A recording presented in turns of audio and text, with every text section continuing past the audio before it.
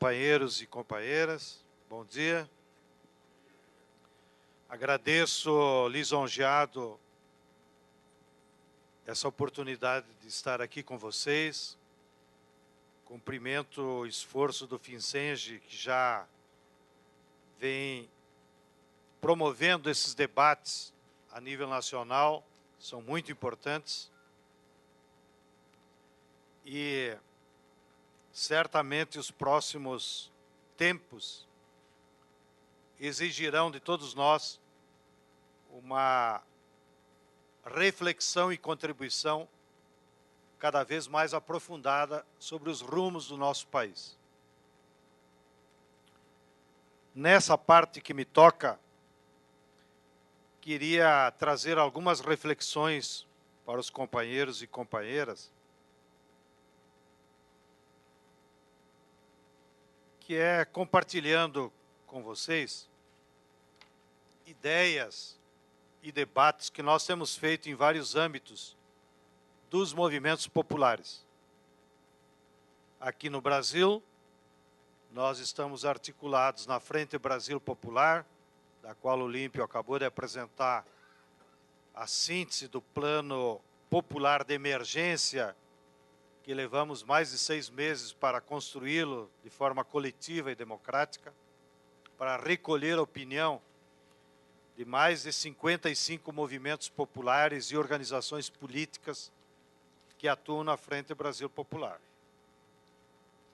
E segunda-feira passada, nós damos um passo a mais e construímos lá em Brasília a Frente Ampla Nacional pelas Diretas Já, da qual fazem parte todos os partidos de oposição, tenham parlamentares ou não,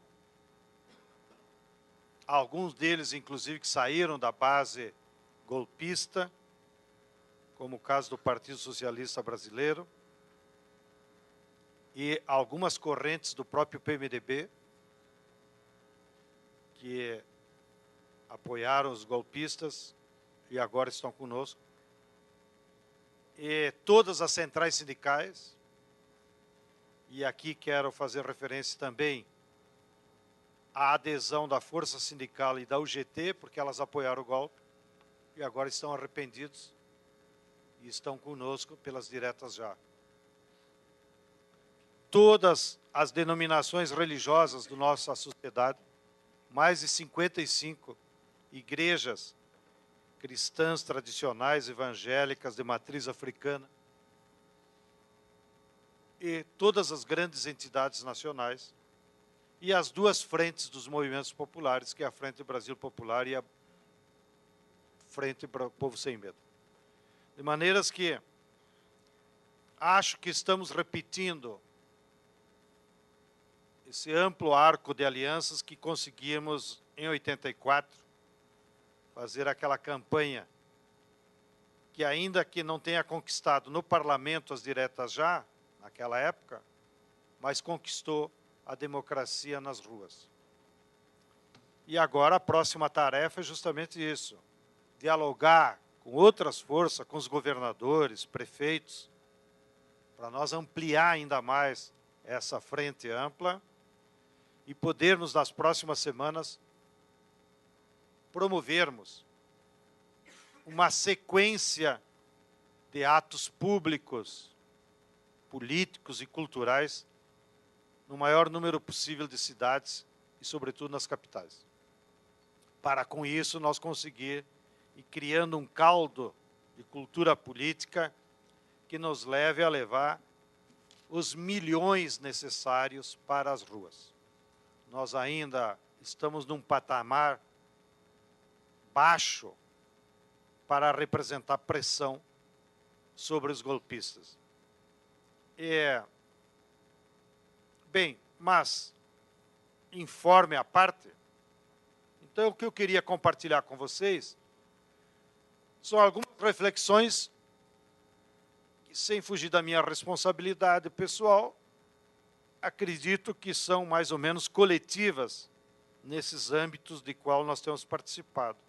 E, inclusive, em alguns fóruns internacionais que estamos envolvidos. Fundamentalmente, nós temos uma articulação de movimentos populares em diálogo com o Papa Francisco. E temos uma outra construção de uma articulação internacional, que vamos fazer agora, em novembro, em Caracas, uma Assembleia Mundial de Movimentos Populares e Forças Políticas em defesa de projetos anti-imperialistas, anticapitalistas, discutindo os dilemas que a humanidade está enfrentando. E aqui, nesse espaço tão importante, eu queria trazer duas ideias fundamentais para me manter no tempo e todos nós podermos participar desse debate.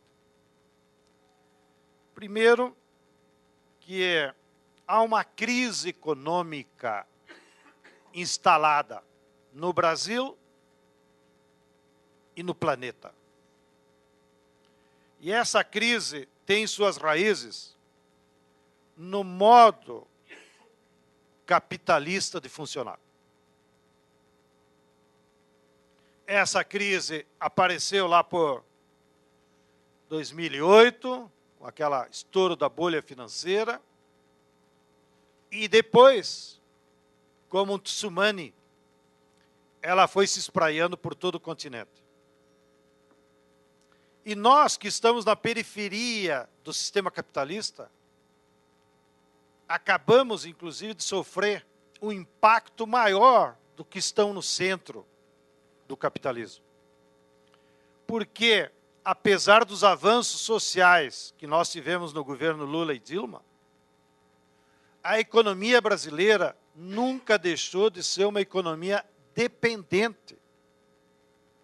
E, a rigor, quem coordena e manda na economia brasileira, infelizmente, é o capital financeiro e as grandes empresas transnacionais que dominam os principais polos de produção de riqueza do nosso país e acumulam essa riqueza e a levam para o exterior. Então, na periferia, economias como o Brasil sofreram um impacto ainda maior, porque cada vez que há uma crise do capitalismo como modo de produção, o que as grandes empresas fazem é justamente isso.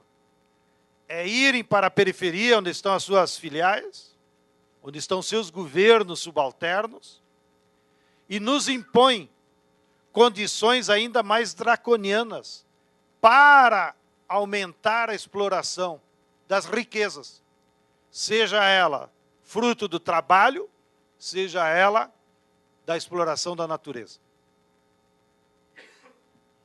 E é isso que nós sofremos de 2008 para cá.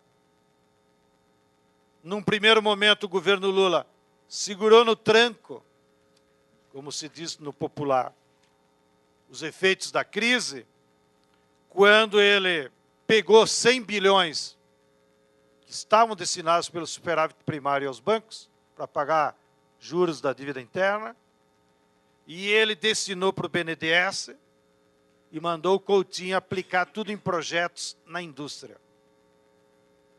Da mesma forma, pegou um monte de dinheiro lá do Fundo de Garantia e outros fundos, botou na Caixa Econômica e mandou a Maria Fernanda construir Casa Popular. Esses dois movimentos de uma política econômica em defesa da nossa economia segurou a crise até 2013. Porém, em 2013, ela eclodiu com mais força. E nós, a rigor, estamos, os últimos 5 anos, tecnicamente, numa situação de recessão em que o PIB não cresce. E, além do PIB não crescer, os setores mais dinâmicos da nossa economia estão em crise. Sobretudo, a indústria, a construção civil e a agricultura familiar. Bem,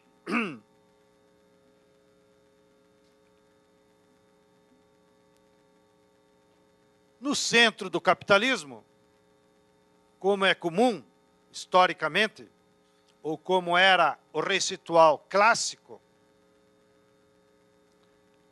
o imperialismo, sempre que entrou em crise no século XX, a saída que ele encontrou foi a destruição do capital acumulado, seja o capital humano, seja os bens materiais, a força produtiva, para que com a destruição abrisse um novo ciclo de acumulação. E isso se chama as guerras. É a guerra que destrói vidas humanas, trabalhadores e capital imobilizado. Foi isso que eles fizeram ao longo do século XX. O Bush tentou fazer isso, apelar para a guerra quando incluiu a crise internacional. E fizeram dos povos do Oriente as vítimas da ocasião. Invadiram o Afeganistão, o Iraque, acabaram com a Líbia e agora estão acabando com a Síria. Porém, qual é a lição dessa tragédia?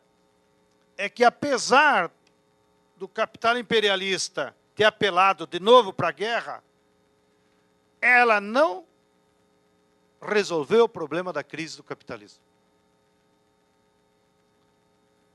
E isso colocou impasse para eles. Eles não estão sabendo, do ponto de vista da lógica de acumulação deles, como sair dessa crise. E por isso que estão aumentando a sua sanha contra nós.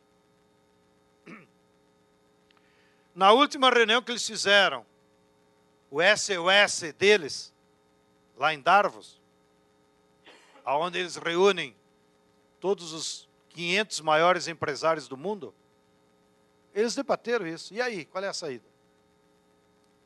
O Stiglitz, que não é nenhum revolucionário, nem marxista, é um economista da corrente keynesiana, ele foi lá e disse para eles, ó, a única maneira de vocês saírem dessa crise, se quiserem um conselho meu, prêmio Nobel da economia, é estatizem os bancos, como forma de recuperar o capital acumulado que hoje só funciona em torno dele mesmo na especulação.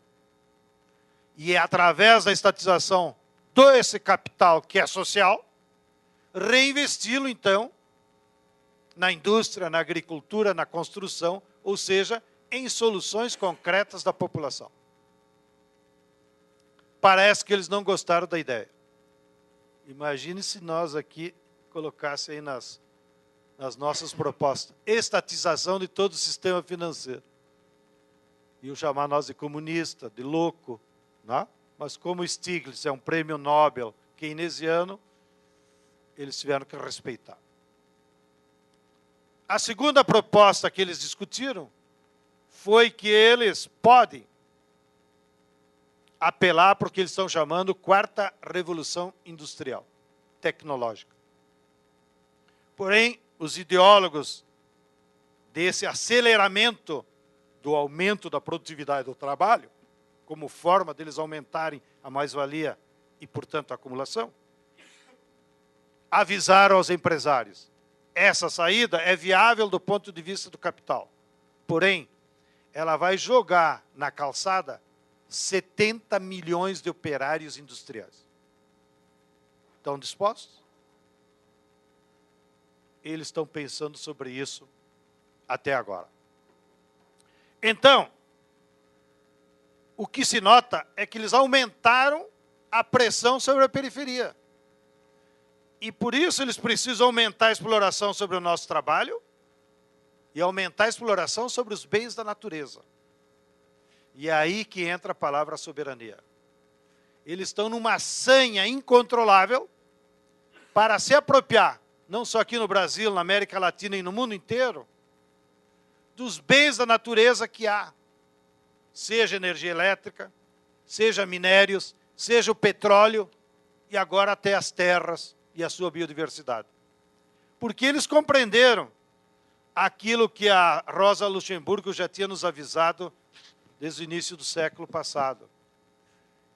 que os capitalistas, quando se apropriam de forma privada dos bens da natureza, os transformam em mercadoria e botam lá no mercado, é a forma de obtenção mais rápida das maiores taxas de lucro extraordinário. Porque essa água lá na natureza não vale nada, ela não é fruto do trabalho. Então, quanto custa para a Nestlé botar... Essa aqui é da Coca-Cola. Quanto custa para a Coca-Cola botar no mercado? O transporte e o invólucro. Essa embalagem aqui deve custar 1 centavo, segundo os petroleiros nos disseram. Porém, tirado lá da natureza e botado no mercado, eles nos vendem a R$5. Não há fábrica no mundo que dê uma taxa de lucro tão grande quanto essa apropriação dos bens da natureza. E é isso que eles estão fazendo contra nós. Tratando de, a partir do golpe, se apropriar do maior volume possível que eles possam. Começaram com o pré-sal. É muito significativo que o Aloysio Nunes, no outro dia do golpe, dia 18 de abril, correu lá falar com a Hillary Clinton para prestar conta. Ó, conseguimos, agora o pré-sal vai ser de vocês.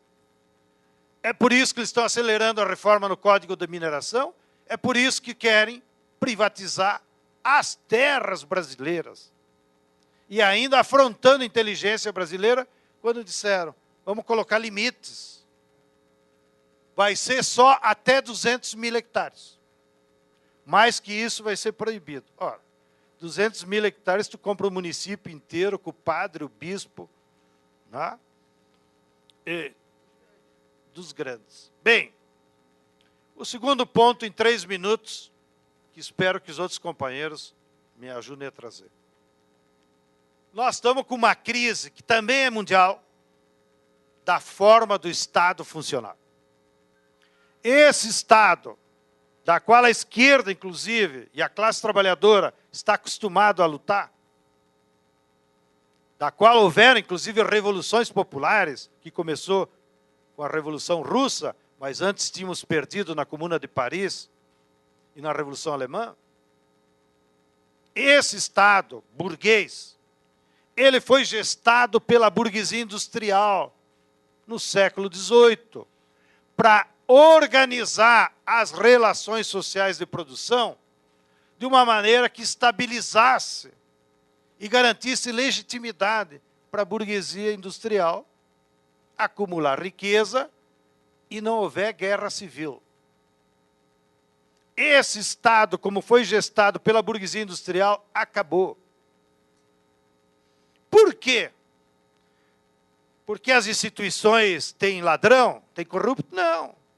É porque, no fundo, quem domina hoje a economia e a sociedade é o capital financeiro. E o capital financeiro acumula sem necessidade do Estado, sem necessidade de estabilidade do trabalho. E é por isso que veio a reforma trabalhista. Eles não precisam mais de regras, porque o capital financeiro acumula na especulação. E o Estado, o único papel que cumpre é transferir para o capital financeiro a mais-valia social que ele recolhe de impostos. E para isso também não precisa um Estado social. Basta que tu garanta um bom gestor como o Meirelles e o Ilan Godjan, que é representante do capital financeiro judaico, e deram a ele esse presentinho, presidente do Banco Central. E ele teve a petulância de dizer, numa entrevista logo depois da posse, que a família dele mora em Israel, porque no Brasil é muito perigoso viver.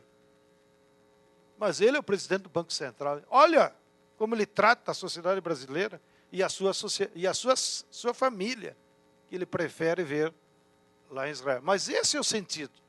Então, a forma do Estado está em crise. E daí vem essa crise política que nós vivemos.